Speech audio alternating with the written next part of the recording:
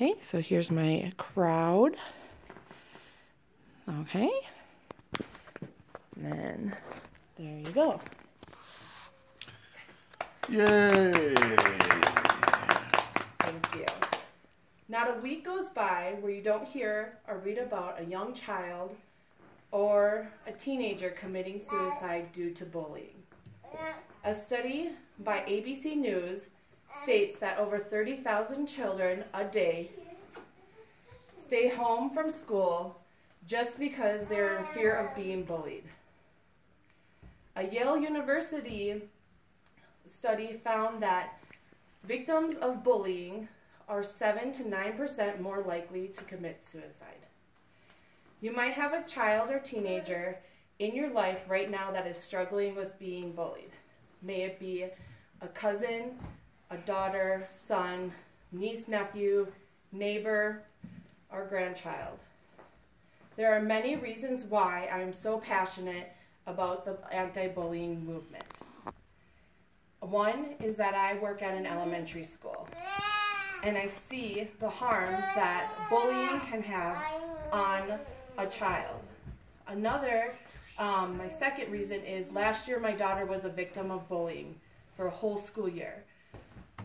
She went from being a vibrant little 9-year-old that loved school and loved her friends and just being there to crying and begging me not to make her go to school. There are 3 main ways to help stop and prevent bullying, and being aware of what a bully can be, taking the right actions to stop bullying from happening, and ways to make it and there are ways to make a difference. Let's begin with making yourself aware. There are many different types of bullying. The first type you think about is the physical bullying, from being pushed in the halls, to being tripped, to getting your hair pulled, to fights, someone picks a fight with you, to getting your bra strap snapped. Then you'll go on to emotional bullying, someone shouting at you, someone teasing you, someone picking on you, if they're mocking the way you walk, the way you talk. Also ignoring someone. If they were in your group of friends and now you guys just all ignore them, that can be considered bullying. Another one that has become more common is cyberbullying. Cyberbullying is where it's through the internet and you have apps like Snapchat and Instagram that you can bully someone through. So now bullying is not just happening at school, it can happen in your house as well. Another type of bullying that people don't really think about is sexting. That is where someone that sends you suggestive pictures of another person, or they obtained a picture of someone, and passing that on is considered bullying. There's different effects from being bullied. Your first effect is depression. Depression can be from where the child is withdrawing from their friends and family.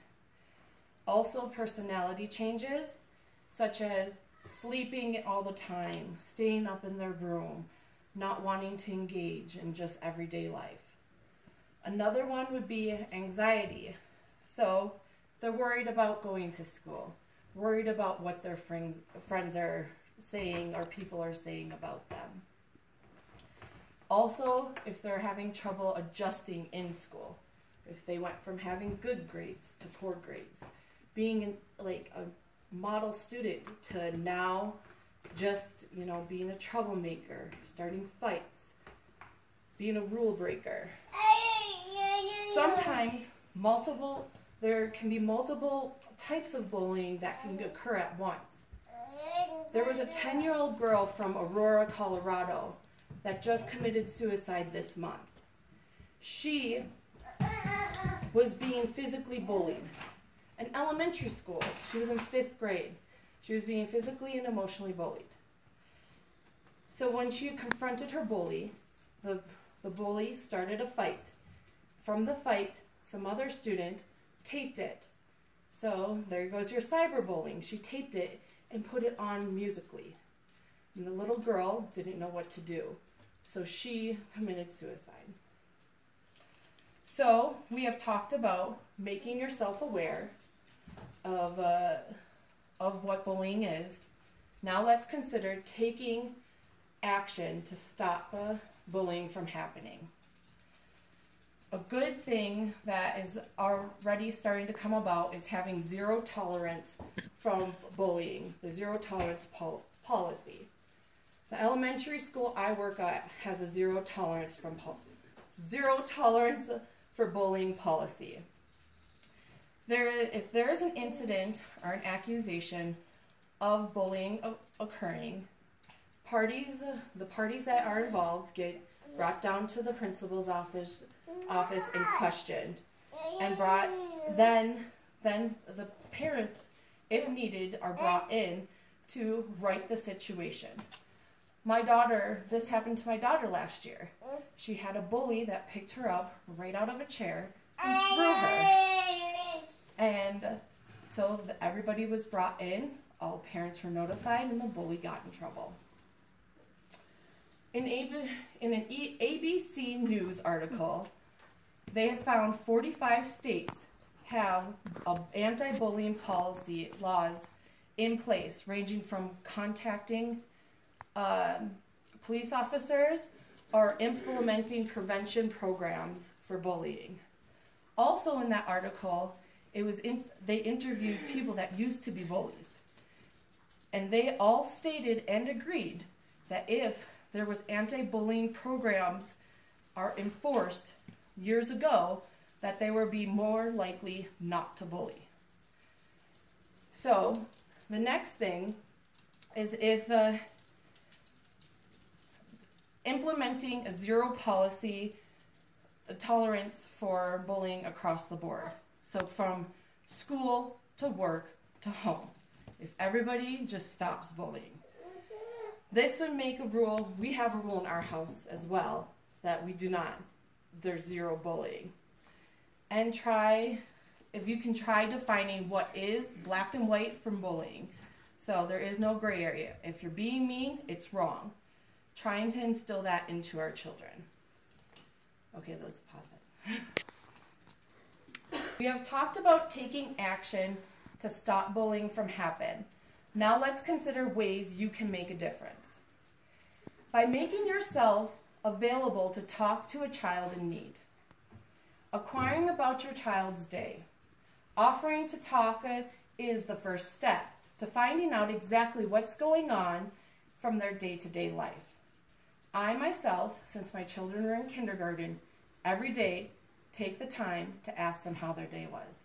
And believe me, it makes the biggest difference. I can tell if they just had an awesome day, cut and dry. If they get in the car, and I can tell, I start asking, I start picking it apart, and I find out something's wrong. That is how I found out about my daughter being bullied, because she wasn't giving me the answers I wanted to hear or needed. Also, monitoring what your child does on the internet and on apps. There is apps out there where you can be aware of what your child's doing.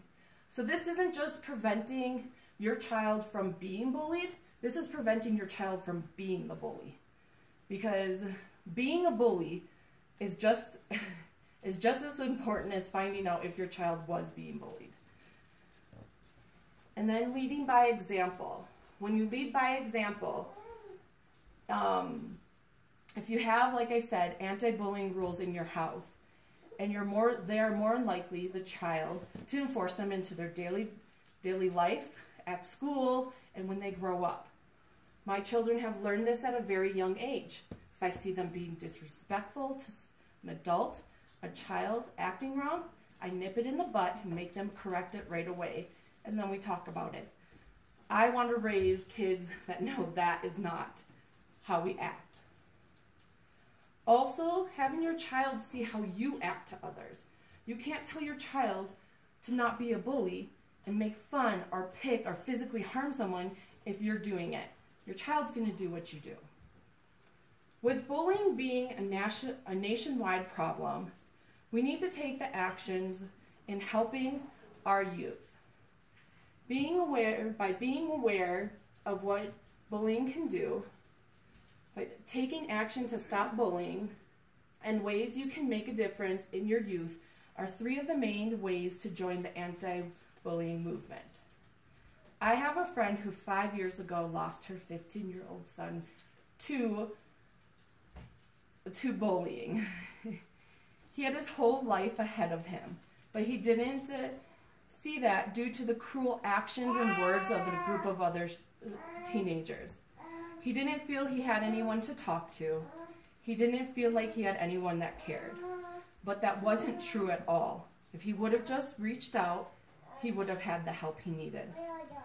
My friend started a foundation in his name, the Devon for Life Foundation. She took such a horrible experience and event in her life, and she went through, and she is now educating others on the effect of what bullying has. Let's all start now in being proactive before another young person has to suffer through this. Let's make a difference. Let's start today. Thank you.